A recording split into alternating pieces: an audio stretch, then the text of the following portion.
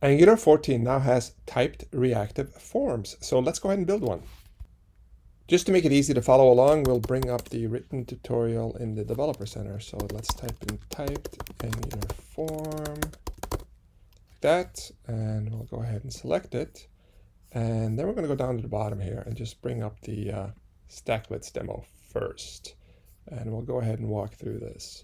All right, so the first thing we did when we created this demo is we created a brand new Angular 14 Stackblitz. And to do that, you just go here and click on the dashboard and click on Angular. And that'll create a new Angular 14 Stackblitz for you. And then the first thing we did after that was completed was we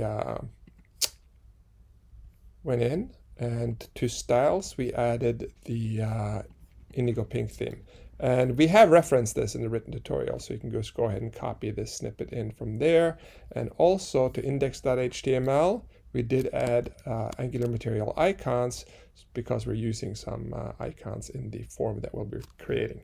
The next thing we have to do before we can start creating is we have to update our app module. And so we've gone ahead and imported Reactive Forms and the Browser Animations module, and also several modules from Angular Material, because we're going to be using these form controls to create our form.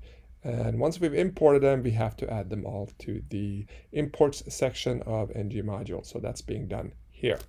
Now, the first thing we need to do when creating a typed reactive Angular form is define the type for the form. And we can see here in our form group down here that the type we're supplying to it is called iContactForm, and we're defining that here. Now, what the iContactForm interface declares is that the form is going to have three fields. It's going to have a name field, it's going to have an email field, and it's going to have a phone field.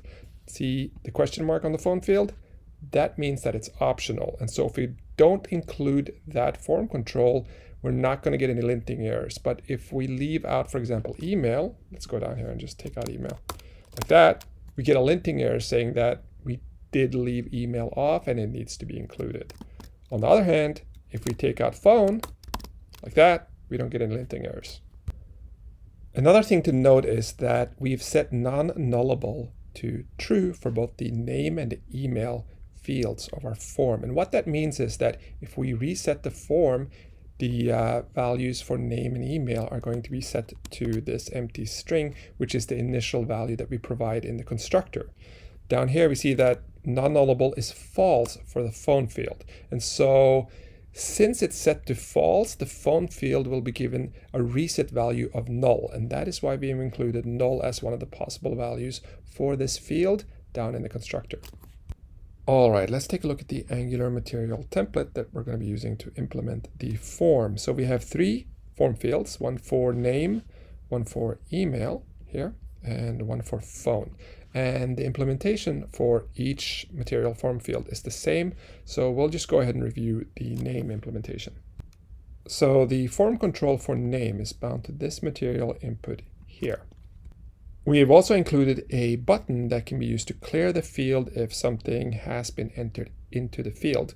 And this ngIf expression that references form.value.name is used to control whether the button is rendered or not.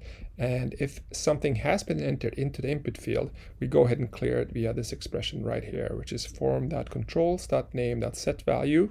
And all we're doing is setting it just to an empty string. The onSubmit method just initializes this data property that we have defined here. And all it's going to do is just contain a string with the property values for the form. If we reset the form, then we also reset this data property.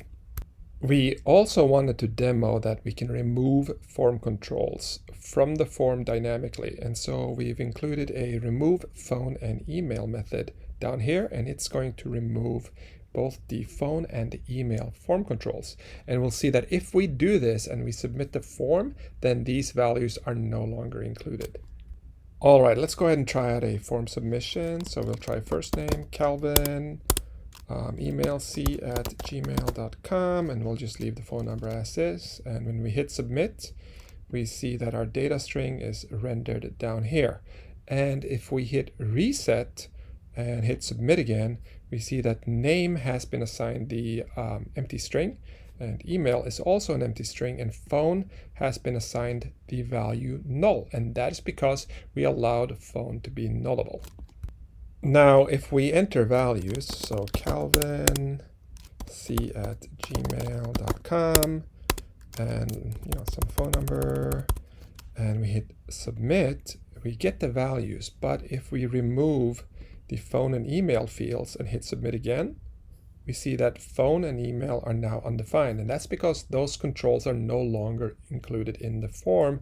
And so if we try to enter new values, like for example Joe and j@gmail.com,